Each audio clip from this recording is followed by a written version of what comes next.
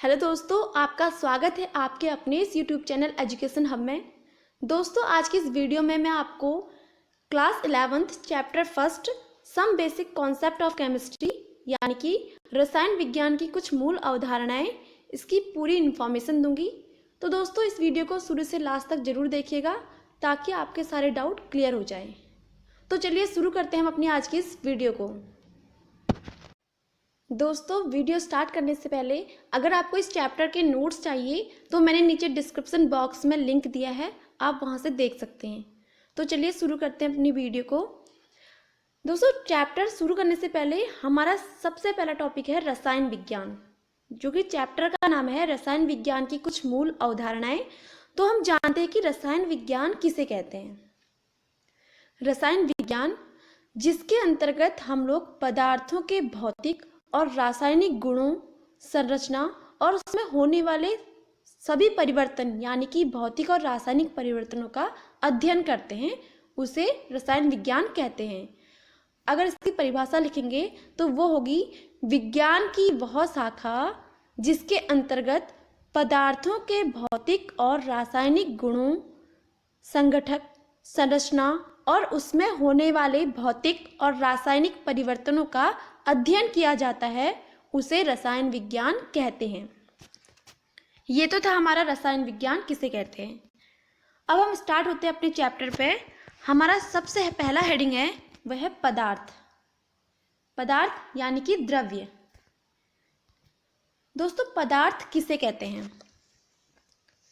पदार्थ क्या है? पदार्थ जिसका कुछ न कुछ वजन हो और वह स्थान घेरती हो, उसे पदार्थ कहते हैं। या फिर हम ये भी कह सकते हैं कि ब्रह्मांड की वह हर वस्तु जिसका कुछ न कुछ द्रव्यमान हो, यानी कि उसका कुछ न कुछ भार हो और वह कुछ न कुछ स्थान घेरती हो, उसे हम लोग पदार्थ कहते हैं। जैसे कि एक कार है और कार हमने कहीं पर खड़ी कर रखी है, तो उसका कुछ न कुछ भार है और वह स्थान घेर रही है। या फिर कोई पेन होती है, किताब होती है, तो वो कहीं पर रखी होगी, मेज के ऊपर रखी होगी, तो उसका कुछ न कुछ द्रव्यमान होगा और वह कुछ न कुछ स्थान घेर रही होगी, तो उसे हम लोग पदार्थ कहेंगे। या फिर हम ये भी कह सकते हैं कि वह सारी वस्तुएं जो ब्रह्मांड में उपस्थित हैं, वह कुछ न कुछ स्थान घेरती हैं और उसका कुछ न कुछ द्रव्यमान यानी कि उसका कुछ न कुछ भार होता है, उसे हम लोग पदार्थ कहते हैं। अब हम बात करते हैं पदार्थ का वर्गीकरण यानी कि क्लासिफिकेशन ऑफ सब्सटेंस।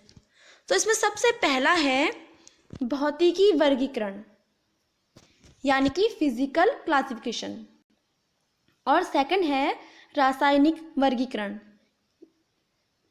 इसे कहते हैं केमिकल क्लासिफिकेशन। तो सबसे पहला है हमारा भौतिकी वर्गीकरण। दोस्तों, भौतिकी वर्गीकरण को 3 भागों में बांटा गया है, जिसमें सबसे पहला है ठोस, सेकंड है द्रव एंड थर्ड है गैस।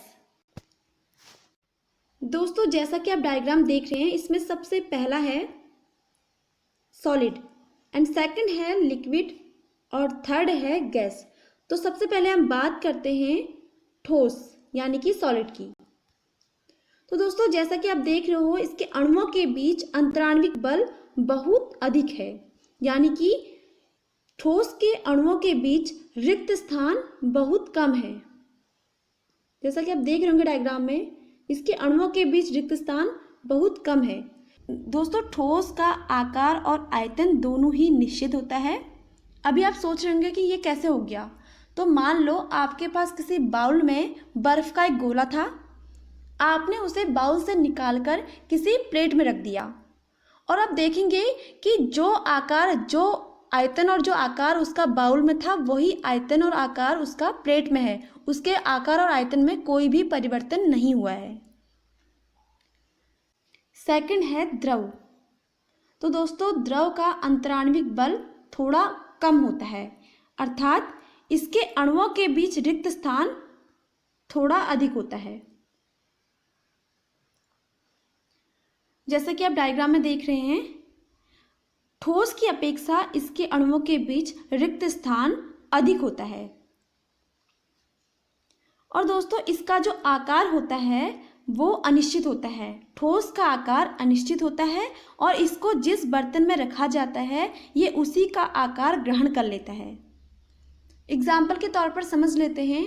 मान लो आपके पास किसी ग्लास में पानी रखा हुआ है और आपने उस पानी को किसी प्लेट में डाल दिया, तो आप देखेंगे कि उस पानी ने उस प्लेट का आकार ले लिया है। और आपने उसी प्लेट के पानी को किसी बर्तन में डालेंगे, किसी बड़े बर्तन में डालेंगे, तो आप देखेंगे कि उस पानी ने उस बड़े से बर्तन का आकार ग्रहण कर लिया है। तो इससे साबित हो जाता है कि जो द्रव होते हैं उनका आकार अनिश्चित होता है। इसके विपरीत द्रव का जो आयतन है वो बिल्कुल निश्चित होता है।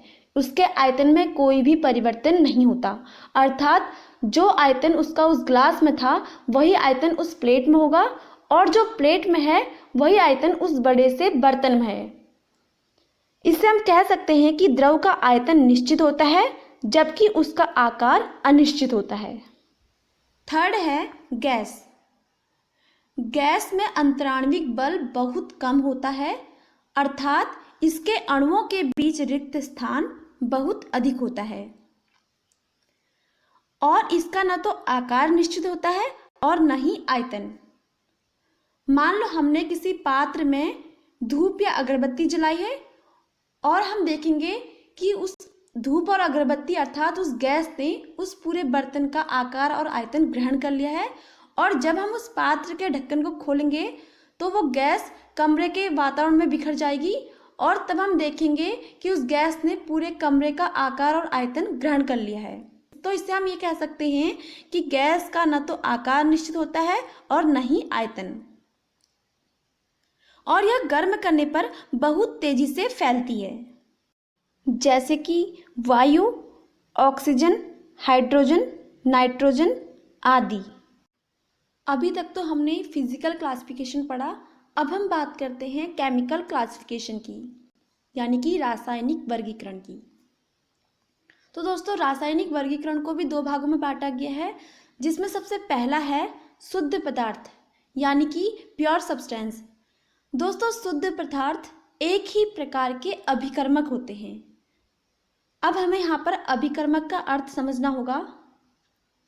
अभिकर्मक अर्थात पदार्थ, इसका अर्थ होता है पदार्थ। तो जो शुद्ध पदार्थ होते हैं ये एक ही प्रकार के अभिकर्मक अर्थात पदार्थ होते हैं। और सेकंड है इसका मिश्रण। और शुद्ध पदार्थ को दो भागों में बांटा गया है, जिसमें सबसे पहला है तत्व और दूसरा है यौगिक, यानी कि एलिमेंट एंड कंपाउंड। सबसे पहले हम बात करते हैं तत्व की, यानी कि एलिमेंट। तो दोस्तों तत्व एक ही प्रकार के परमाणुओं से बने पदार्थों को तत्व कहते हैं, जैसे कि हाइड्रोजन, हीलियम, लिथियम, ऑक्सीजन आदि। दोस्तों याद रखना, इसमें यह कहा गया है कि एक ही प्रकार के परमाणु, ना कि एक परमाणु। ऐसा नहीं कहा है, एक ही प्रकार के, वो कितने भी परमाणु हो सकते हैं एक ही प्रकार के, तो उसे हम लोग तत्व कहते हैं। सेकंड है यौगिक। दोस्तों यौगिक विभिन्न परमाणु एक निश्चित अनुपात में संयुक्त होते हैं, अर्थात दो या दो से अधिक तत्वों को एक निश्चित अनुपात में मिलाने से जो पदार्थ बनता है उसे यौगिक कहते हैं।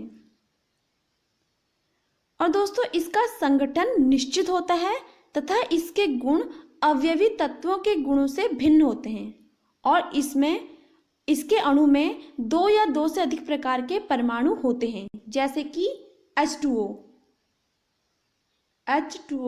जल, कार्बन डाइऑक्साइड, सल्फर डाइऑक्साइड और कैल्शियम क्लोराइड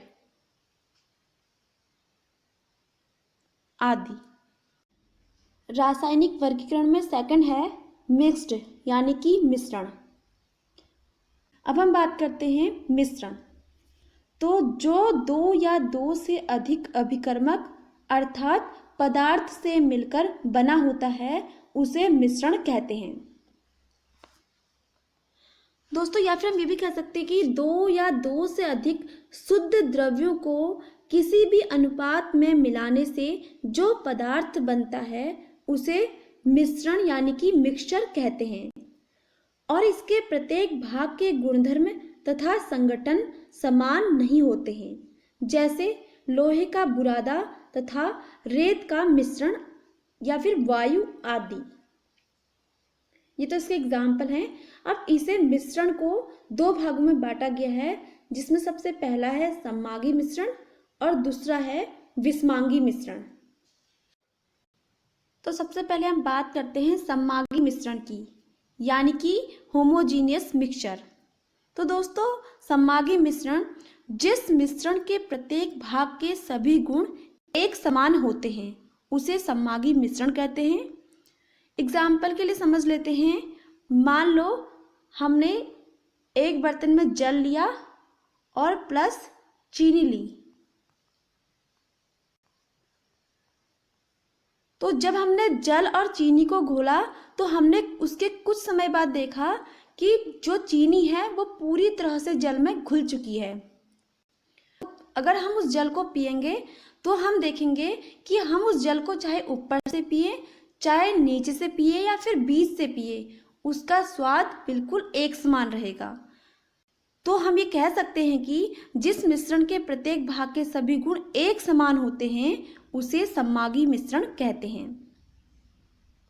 एग्जाम्पल के तौर पर हम लोग अल्कोहल तथा पानी का एग्जाम्पल ले सकते हैं। जब भी हम अल्कोहल तथा पानी को घोलते हैं तो उसका जो मिश्रण होता है वो सम्मागी होता है और इसी प्रकार वायु भी ऑक्सीजन, नाइट्रोजन, कार्बन डाइऑक्साइड, जलवाष्प तथा ऑर्गन इत्यादि का सम्मागी मिश्रण होता है। सेकंड है विस्मांगी मिश्रण। विस्मांगी मिश्रण अर्थात हेट्रोजीनियस मिक्सचर।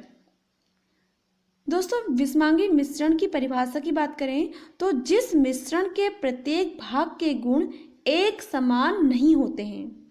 सम्मागी मिश्रण में प्रत्येक भाग के सभी गुण एक समान होते हैं, जबकि विस्मांगी मिश्रण में एक समान नहीं होते हैं। ये इसी के नाम से स्पष्ट हो रहा है, सम्मागी में समान होते हैं, विस्मांगी में नहीं होते हैं। विस्मांगी मिश्रण के लिए एग्जाम्पल के तौर पर हम लोग जल व रेत का एग्जाम्पल लेते हैं।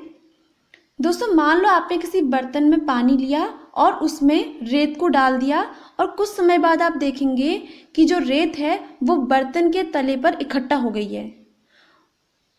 तो हम देखेंगे इसमें एक विस्मांगी मिश्रण हुआ है, अर्थात जिस मिश्रण के प्रत्येक भाग के गुण एक समान नहीं होते हैं। जब आप उसमें से पानी निकालोगे तो ऊपर का पानी जो होगा बिल्कुल साफ निकलेगा, परंतु जो तले का पानी होगा उसमें कंकड़ पत्थर निकलेंगे, जिससे हम ये कह सकते हैं कि जिस मिश्रण के प्रत्येक भाग के गुण एक समान नहीं होते हैं उसे विस्मांगी मिश्रण कहते हैं।